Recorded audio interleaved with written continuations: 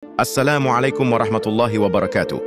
Saudaraku yang dirahmati Allah, hari ini kita akan menelaah mutiara hikmah dari seorang wali besar, Sultan Al-Aulia, Syekh Abdul Qadir Al-Jailani rahimahullah, melalui kitabnya yang masyhur Futuh Al-Ghaib. 3 risalah yang akan kita bahas, risalah 16, 17, dan 18, berbicara tentang hal yang sangat penting. Melawan hawa nafsu, mengendalikan diri, dan menyerahkan kehendak sepenuhnya kepada Allah. 3 hal ini adalah inti perjalanan seorang hamba menuju Allah. Tanpa menguasai nafsu, mustahil hati bisa benar-benar dekat dengannya. Risalah 16. Melepaskan ketergantungan pada manusia dan bergantung hanya pada Allah. 1. Hanya Allah yang menjadi sandaran, bukan manusia. Syekh Abdul Qadir Al-Jailani berkata, tidak ada yang dapat menghalangi kamu untuk mendapatkan keridaan dan pertolongan langsung dari Allah, selain daripada kebergantungan kamu kepada manusia dan tata cara penghidupan dan pendapatan kamu. Manusia modern sering terjebak pada ketergantungan yang berlebihan kepada sistem, pekerjaan, atau bahkan figur manusia tertentu.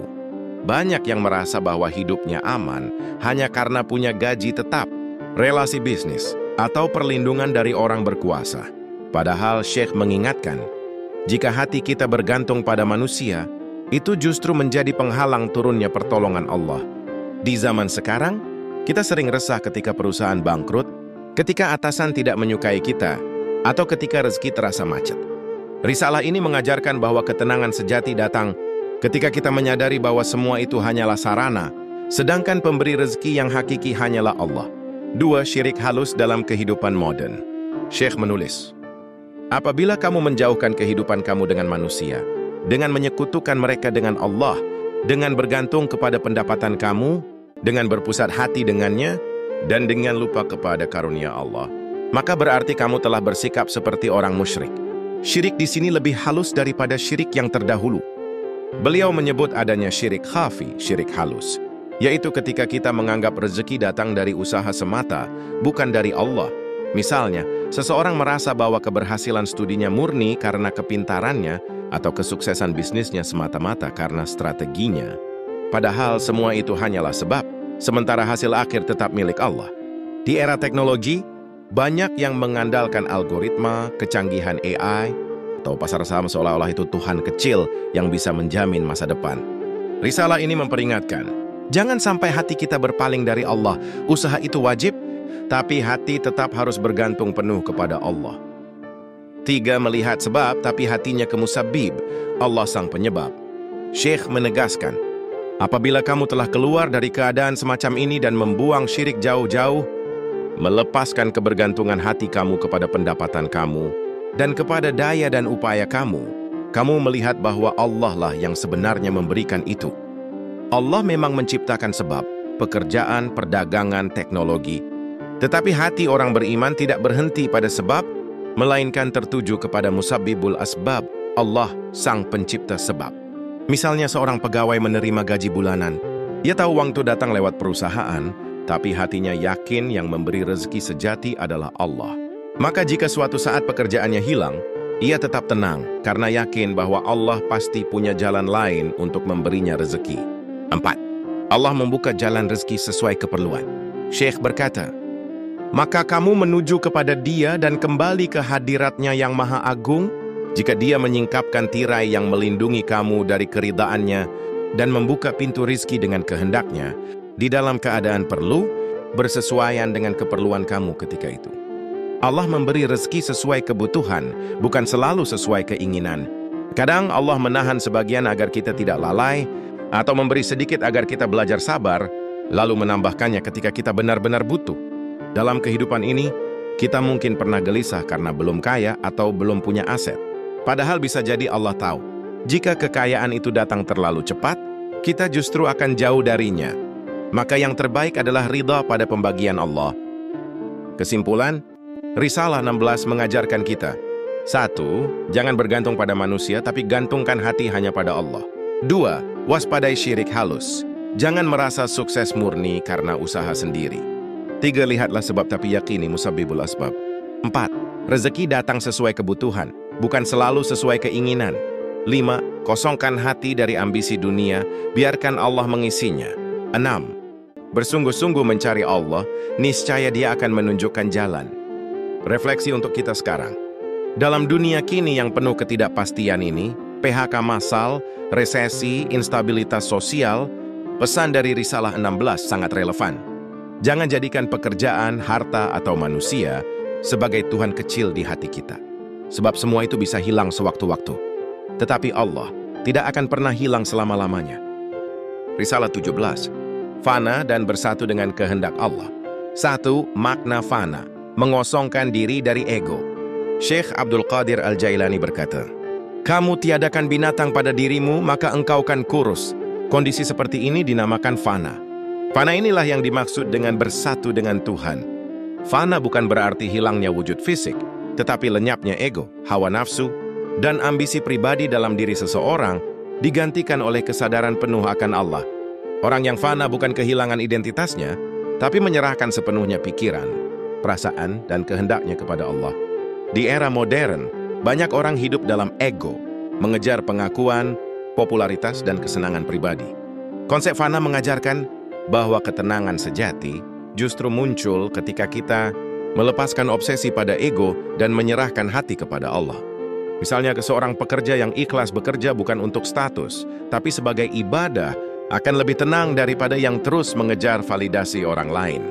2. Bersatu dengan Allah, bukan seperti bersatu dengan makhluk. Syekh menegaskan, bersatu dengan Tuhan itu tidak seperti bersatu dengan makhluk atau dengan raja atau tuan.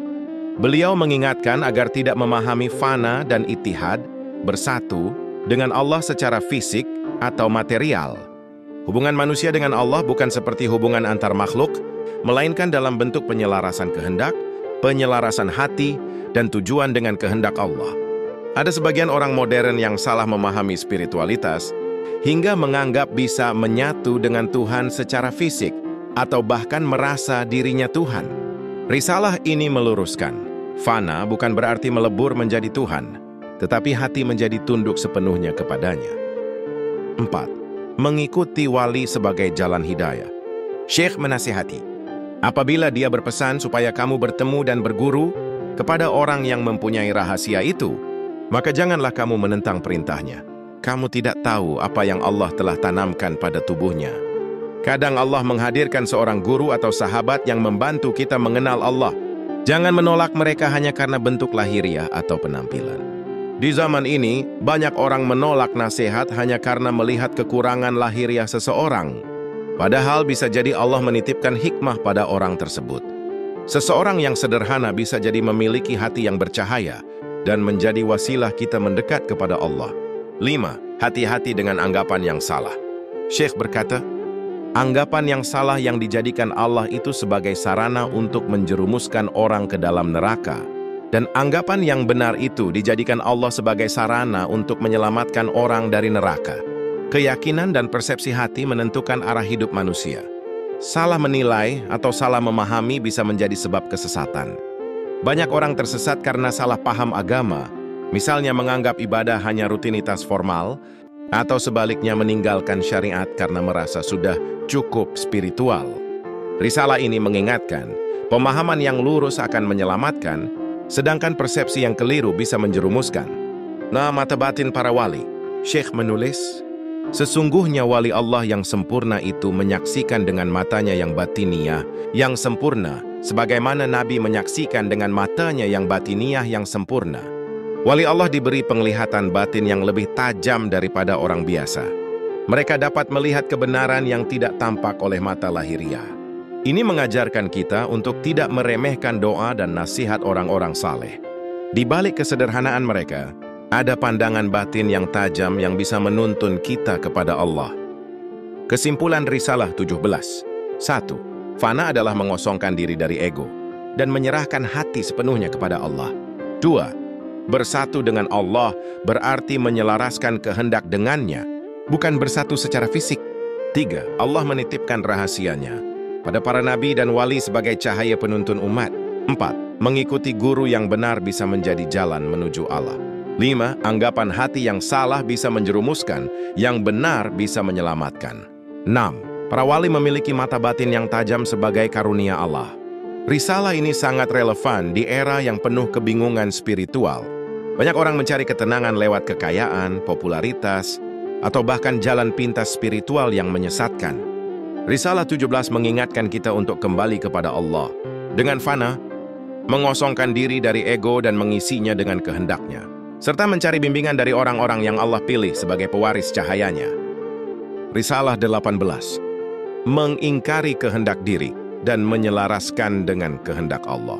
1. Hawa nafsu sebagai tabir antara hamba dan Allah. Syekh Abdul Qadir Al-Jailani berkata, apabila engkau ingin menuju kepada Allah, maka ingkarilah kehendak dirimu sendiri. Janganlah engkau ikuti hawa nafsumu, dan janganlah engkau condong kepada syahwatmu. Sebab kehendak diri, hawa nafsu, dan syahwat itu adalah tabir antara engkau dengan Tuhanmu. Beliau menegaskan bahwa musuh terbesar seorang hamba bukan orang lain, bukan juga keadaan dunia, melainkan nafsunya sendiri. Nafsu adalah hijab yang menghalangi hati untuk merasakan kedekatan dengan Allah.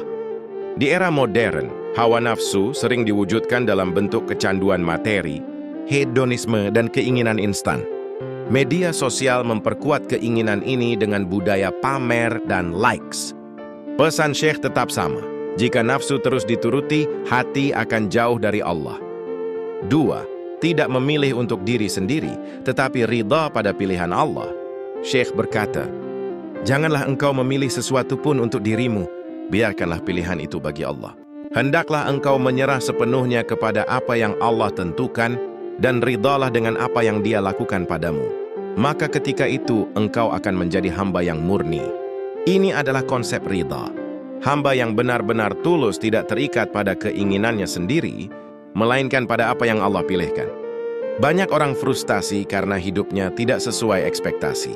Pekerjaan tak sesuai cita-cita, pasangan tidak sempurna, atau rezeki terasa sempit. Risalah ini mengajarkan, ridha dengan ketentuan Allah membuat hati tenang. Karena jalan hidup yang Allah pilihkan pasti lebih baik daripada apa yang kita inginkan. 3. Bahaya menuruti keinginan sendiri. Syekh menegaskan, barang siapa memilih untuk dirinya sesuatu selain yang dipilihkan Allah baginya, maka dia telah lalai dari jalan orang-orang yang bertauhid. Menuruti ego berarti meletakkan diri sejajar dengan Allah dalam menentukan takdir. Itu bertentangan dengan tauhid. Seorang mukmin sejati tunduk dan percaya sepenuhnya pada pilihan Allah. Manusia modern sangat menjunjung kebebasan memilih dan hak pribadi, sampai lupa bahwa tidak semua keinginan itu baik bagi dirinya. Kita sering memaksa kehendak lalu kecewa ketika gagal. Tauhid sejati mengajarkan Allah yang lebih tahu apa yang terbaik. 4. Hijab terangkat dengan mengikuti perintah Allah. Syekh menutup dengan pesan, jika engkau masih tetap menuruti kehendak dirimu, maka engkau masih terhijab. Tetapi bila engkau ingkari kehendak dirimu dan engkau ikuti perintah Allah, maka engkau akan dekat dengannya, dan terbukalah hijab antara engkau dan Dia. Kedekatan dengan Allah bukan sekadar doa atau zikir lisan, tetapi hasil dari perjuangan melawan ego. Saat kehendak diri tunduk pada perintah Allah, maka hijab rohani tersingkap, dan hati merasakan kelezatan iman. Banyak yang merasa jauh dari Allah meski rajin beribadah. Salah satu sebabnya adalah masih kuatnya dominasi ego. Jika ibadah dilakukan bukan untuk Allah tapi demi pujian, status atau rutinitas, maka hijab tetap menutup. Mengikuti Allah berarti memurnikan niat dan amal. Kesimpulan Risalah 18. 1. Hawa nafsu adalah hijab antara manusia dan Allah. 2. Hamba sejati tidak memilih untuk dirinya tapi ridha pada pilihan Allah. 3. Menuruti kehendak diri menjauhkan dari tauhid yang murni. 4. Hijab rohani terangkat ketika kehendak diri tunduk pada perintah Allah. Risalah ini sangat relevan di tengah budaya modern yang menuhankan keinginan diri. Pesan Syekh Abdul Qadir jelas, kebebasan sejati bukan saat kita menuruti nafsu, tapi saat kita membebaskan diri darinya dan memilih tunduk pada Allah. Saudaraku sekalian, dari 3 risalah ini kita belajar 3 hal penting. 1. Risalah 16, nafsu adalah musuh terbesar, jihad melawannya adalah kewajiban. 2. Risalah 17, jangan turuti syahwat, ukur setiap langkah dengan perintah Allah. 3. Risalah 18, serahkan pilihan hidup pada Allah, ridha dan tawakal adalah kunci kemurnian ibadah. Inilah jalan para wali Allah, jalan orang-orang yang hatinya tenang bersama Rabb-Nya. Semoga kita termasuk hamba yang mampu melawan nafsu, meninggalkan syahwat dan ridha terhadap semua ketentuan Allah. Wassalamualaikum warahmatullahi wabarakatuh.